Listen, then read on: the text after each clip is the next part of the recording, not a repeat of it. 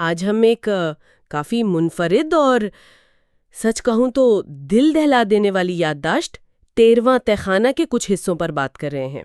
ہمارے پاس کچھ خلاصے اور اقتباسات ہیں جو اس کہانی کی گہرائی دکھاتے ہیں۔ جی بالکل، یہ کہانی کافی تہدار ہے۔ تو کہانی شروع ہوتی ہے ٹرانسلوینیا کی ایک پرانی بھولی بسری خانقاہ سے، بالکل ویران، وقت میں کھوئی ہوئی۔ اور دلچسپ بات یہ ہے کہ کہتے ہیں یہ ایک ایسے گڑھے پر بنی تھی جو بولتا تھا۔ بولتا تھا؟ یہ تو شروع سے ہی عجیب ہے۔ ہاں، پھر ایک رات وہ جگہ جیسے غائب ہو گئی۔ راہب وہ عبادت کر رہے تھے اور بس ختم ہو گئے۔ ان کی آوازیں، ان کی مناجاتیں وہیں پتھروں میں جیسے قید ہو گئیں۔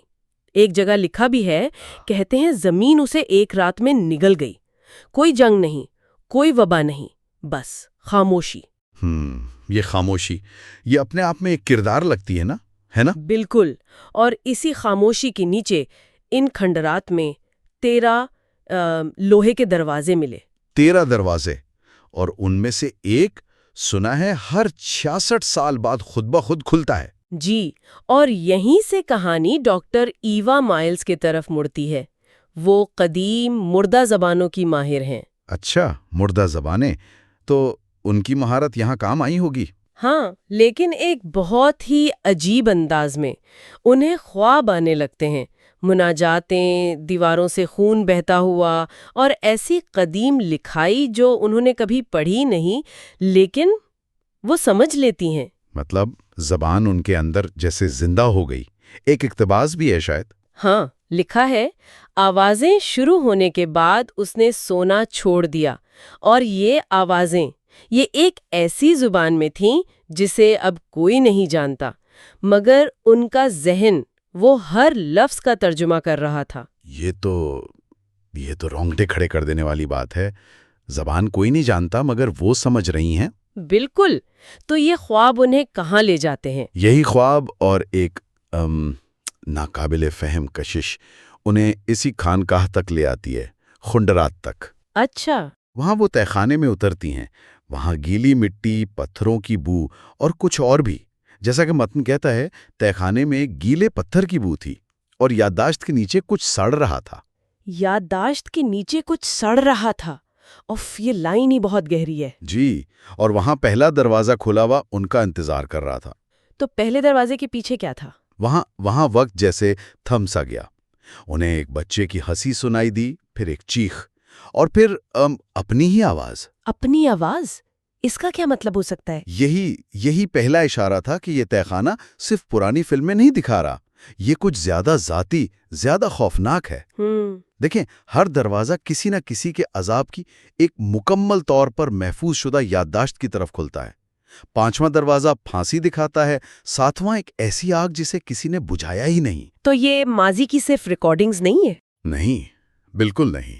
یہ تہخانہ، یہ زندہ ہے، یہ سیکھ رہا ہے، اور سب سے خوفناک بات، یہ ایوا کو سیکھ رہا تھا۔ ایک جگہ ذکر ہے، اس نے اس کا نام سرگوشی میں لیا، آواز میں نہیں بلکہ سوچ میں۔ سوچ میں؟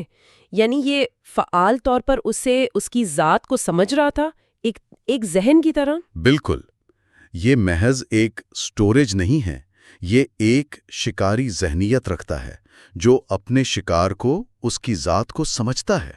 تہخانہ ایوا کو یاد کر چکا تھا، اس کی ایک نقل، ایک عکس اپنے اندر بنا رہا تھا۔ اچھا۔ اسی لیے جب وہ 13ویں دروازے تک پہنچے تو وہ پہچان سے کھلا، کسی چابی یا زور سے نہیں۔ اقتباس کہتا ہے، یہ باہر کی طرف نہیں بلکہ اندر کی طرف کھلا۔ اندر کی طرف؟ یہ کیسا دروازہ ہے؟ تو 13ویں دروازے کے اندر کیا تھا؟ کوئی اور دردناک منظر؟ نہیں، اندر کوئی فرش نہیں تھا، کوئی کمرہ نہیں تھا، کچھ نہیں، صرف ایک دھڑکتا ہوا سرخ حلا۔ یوں سمجھیں جیسے وہ کسی بہت بڑے زندہ دل کے اندر ہوں۔ اوہ! اور پھر ایک سوچ یا آواز، جو بھی کہیں، گونجی، اب مجھے تم یاد ہو۔ اب مجھے تم یاد ہو؟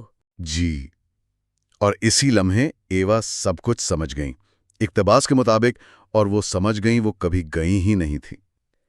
وہ کبھی گئیں ہی نہیں تھی؟ مطلب وہ وہیں پھنس گئیں، یا وہ ہمیشہ سے اس کا حصہ تھی؟ یہ تو واقعی ذہن گھما دینے والی کہانی ہے۔ ایک زندہ تہخانہ، محفوظ عذاب اور ایک ماہر لسانیات جو یادداشت اور شناخت میں ہی قید ہو جاتی ہے۔ جی، اصل خوف یہاں صرف تشدد کا نہیں ہے۔ اصل خوف یہ ہے کہ ایک جگہ، ایک مقام کسی انسان کو نفسیاتی طور پر کیسے اپنے اندر جذب کر سکتا ہے۔ یہ جگہ صرف یاد نہیں رکھتی، یہ سیکھتی ہے اور اپنے اندر آنے والوں کا عکس بناتی ہے۔ تو یہ سوال اٹھتا ہے کہ کیا یادداشت خود ایک قید بن سکتی ہے؟ کیا ہماری شناخت اتنی کمزور ہے کہ کوئی جگہ اسے چرا لے؟ بالکل، یہ ایک اہم سوال ہے۔ تو چلیں سننے والوں کے لیے ایک سوچ چھوڑ جاتے ہیں۔ اگر کوئی جگہ کسی شخص کو اتنی گہرائی سے سمجھ اور یاد رکھ سکتی ہے کہ اس کا ایک جیتا جاگتا عکس اپنے اندر بنا لے، تو کیا اس شخص کا ایک حصہ ہمیشہ کے لیے وہیں قید ہو جاتا ہے، چاہے اس کا جسم وہاں سے نکل بھی جائے؟ کیا ہم اپنی یادوں سے زیادہ ہیں یا بس ان کا مجموعہ؟